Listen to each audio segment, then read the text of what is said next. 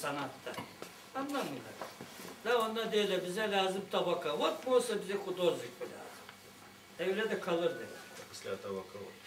Sonra ben başladım gazeteye yazmaya, kritika yapmaya. Yavaş yavaş oldu şkola. Zira ben ne anladım ben? Nerede ben gittim, her yerde var ressamlar, inteligent adamlar, resim ediyorlar, historia, tarihi, hepsine. Bizde kimse bir şey yapmıyor. Bizde vardı sadece birkaç halturşik. Onlar ikisi vardı, yazdılar. Vücut Pobedi Komünizm ve başka bir şey. De onlar vardı burada. Sonra ben geldim buraya dil boşuna. Beni çağırdı Karaçaban. Dmitri Nikolaevich. Karaçaban'ı ben çok sevirdim de geldim onun için buraya. Komra'da. Ve burada başladım yaşama, hem araştırma, şkolayı açma. Şimdi bizde çok öğrenciler bitirdiler şkolayı. Bir kişi bizim yürüdüğü Akademiya Hudorist Leningrad. Bitirdi şkolayı. Akademide yürüdü. Orada 30-40 yaşında biriyle yürüdüler. Ben kendim istedim, oraya da giremedim. O kişi orada yürüdü.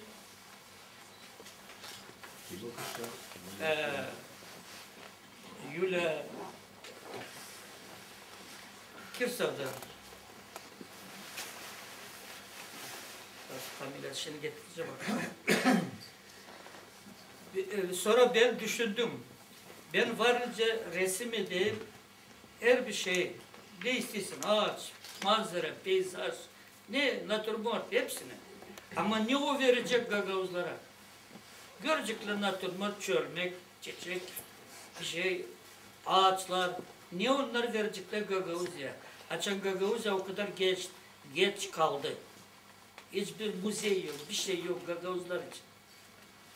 Nerede bizim tarihimiz, folklorumuz? Ben ta o zaman küçükten folkloru yapırdım. Burada başladım yapmaya folklor. Yaptım eskiz 70 tane.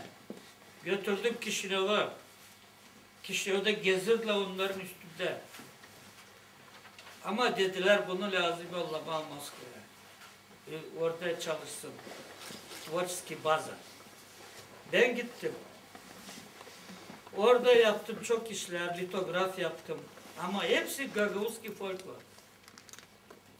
Gagavuz folklor, ben orada gösterirdim Gagavuzların kahramanlığı, Gagavuzların güzelliği, iyi yaşamasını bir zamanda, zorlukları, hepsini gösterdim. Şimdi dedim ben o temayı başlayayım, yapayım da o temayı. Atatürk Kütüphanesi'nde olacak benim sergim yakında. Gideceğiniz, göreceğiniz. Hani ben burada da her yerde bizim öğrencilere ben anladım folklorumuzu, historiamızı. Onlar bilmiyorlar. Masal bilmiyorlar. Mesela bileyim 10-15-20 masal, türküler, onlar bilmiyorlar. Annelerinden laf edeyim hani öğretsinler, masalları söylesinler, türkü söylesinler. Da bizim kültürümüz büyüsün. Bizim kültürümüz çok aşağıda. Ve küçük bir millet ama kültürümüz yok. Kültür olmadan Valprice olsun avtonom bir respublika. Yok. Ona göre lazım biz hepsimiz kültürde iş yapalım. Kim ne yapabilir? Şiir mi yazayım? Masal mı yazayım? Resim mi yapayım? Hepsi lazım.